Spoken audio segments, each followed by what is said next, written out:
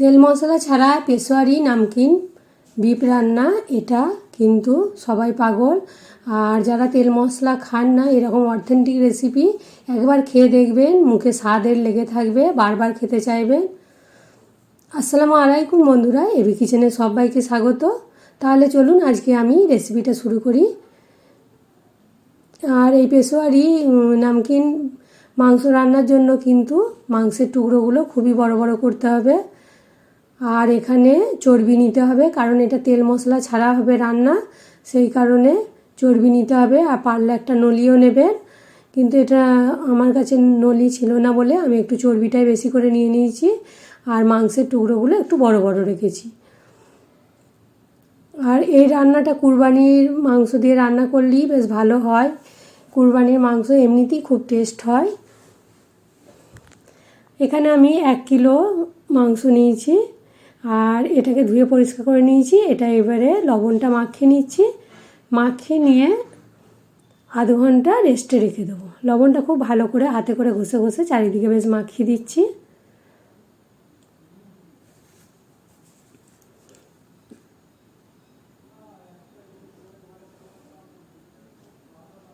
এই গোশ যারা তেল মশলা খায় না, এইভাবে রান্না করে একবার দেখবেন, মুখে লেগে থাকবে। আর এর মানে স্বাদ তো খুবই অপূর্ব হয়েছিল।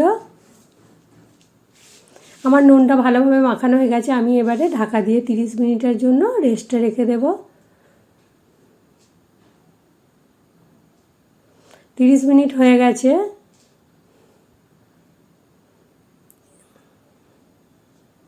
এই রান্নায় কিন্তু মশলা কিছু লাগে না। প্রথমে মাংসগুলোকে দিয়ে দিচ্ছি। আর এখানে গোটা গোটা সব জিনিস যাবে। এখানে আমি আলু দিচ্ছি। আলু যারা খায় না বা পছন্দ করে না, তারা আলু না দিলেও হবে। এখানে আমি গোটা আলু 4টে দিয়েছি।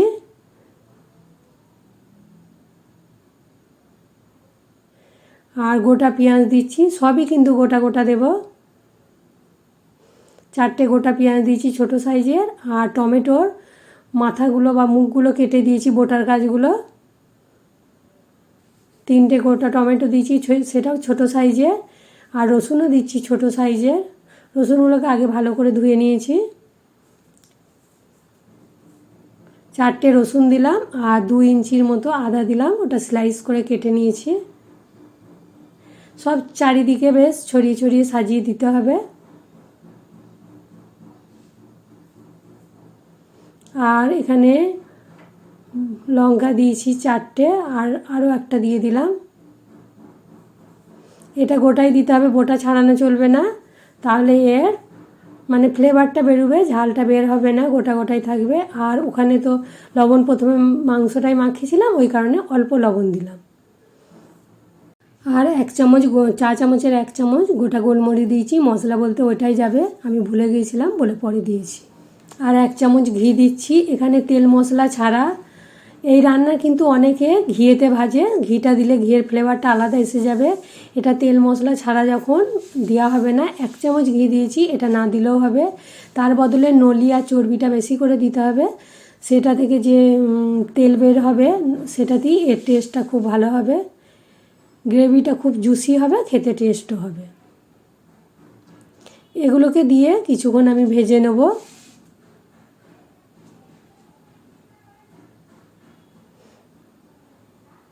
গ্যাসের ফ্লেমটা কিন্তু লো থাকবে।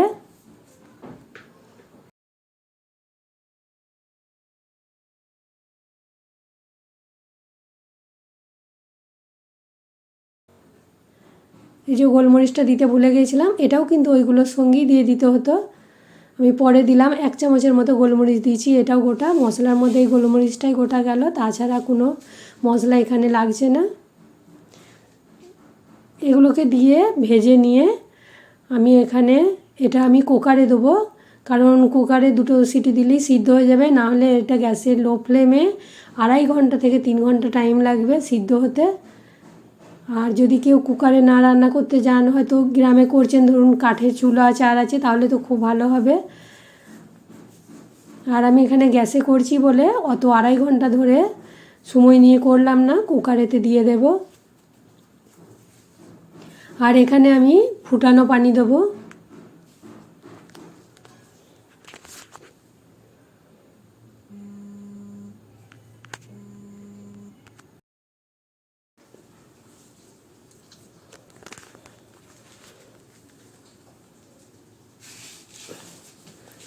এবার আমি কুকারেতে ভরে দিচ্ছি।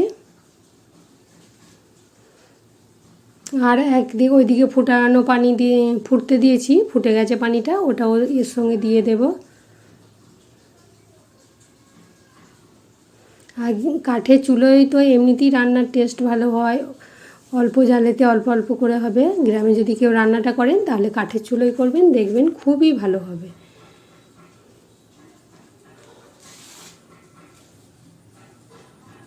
কুকারে আমি সবটা ভরে দিলাম। এবারে ওইদিকে আমি পানি ফুটতে দিয়েছি, পানিটাকে দিয়ে দেব।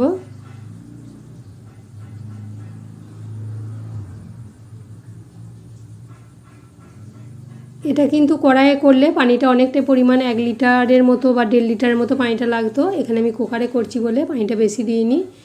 ওই মাংসের টুকরো, আলু এগুলো ডুবো মতো হয়েছে, সেইটাই দিয়েছি।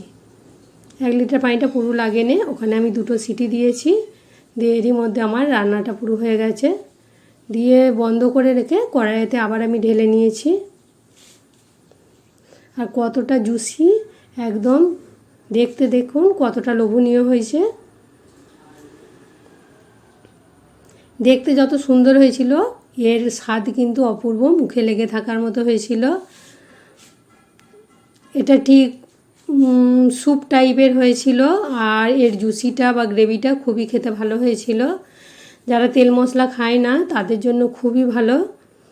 আর এইভাবে কুরবানি মাংস অনেকটা থাকে আর নলিয়া তো থাকে, একসঙ্গে সব কিছুই পাওয়া যায়। তাহলে এইভাবে রান্না করবেন, দেখবেন খুবই ভালো হবে। আমি কুকার থেকে ঢেলে নেওয়ার পর আরও গ্যাসে লো ফ্লেমে 10 মিনিটের মতো ফুটিয়ে নিয়েছিলাম। আর এমনিতেই কুকারে আমার সিদ্ধটা খুবই সুন্দর হয়ে গিয়েছিল। দেখুন দেখতে যতটা লোভনীয় হয়েছে, টেস্টও হয়েছিল অসাধারণ। এরকম পেশোয়ারি নামকিন গোশ যারা অথেন্টিক খায় তারা একবার এইভাবে বানিয়ে দেখবেন, দেখবেন খেতে এর স্বাদ একদম মুখে লেগে থাকবে। প্রত্যেক বছর কুরবানি আসলে এরকম বানাবেন, বলবেন যে খুব ভালো হয়েছিল। আমি লবণটা চেক করে নিলাম, সবই ঠিকঠাক আছে। এবার আমি গ্যাসটা বন্ধ করে দিয়েছি।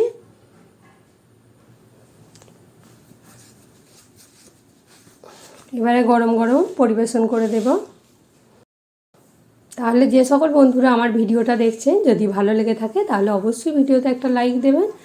আর বন্ধুবান্ধবদের সঙ্গে বেশি করে শেয়ার করবেন এবং কমেন্ট করে জানাবেন আমার এই রেসিপিটা কেমন লাগলো। আর বা কে কে এরকম অথেন্টিক খাবার খেতে পছন্দ করেন বা তেল মশলা ছাড়া খাবার খেতে পছন্দ করেন, তারা একবার হলে অবশ্যই ট্রাই করবেন, দেখবেন মুখে লেগে থাকবে। বছর বছর কুরবানি আসলে এরকম বানাবেন।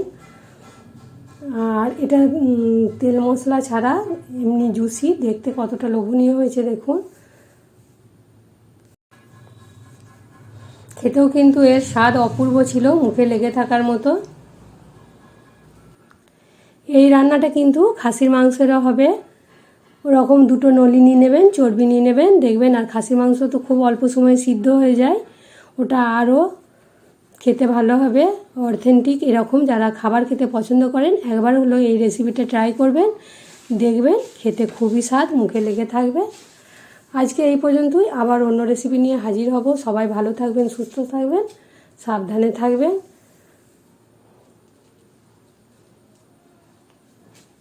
কতটা জুসি হয়েছে দেখুন। আর পুরো মাংসটা আমার একদম ভালোভাবে সিদ্ধ হয়ে গেছে, হাতে তুলতে তুলতেই ছেড়ে যাচ্ছে।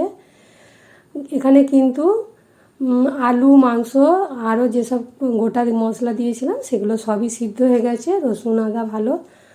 আর একদম জুসি, এইভাবে গরম গরম স্যুপের মতো খেয়ে নেবেন, রুটির সঙ্গেও খেতে ভালো লাগবে।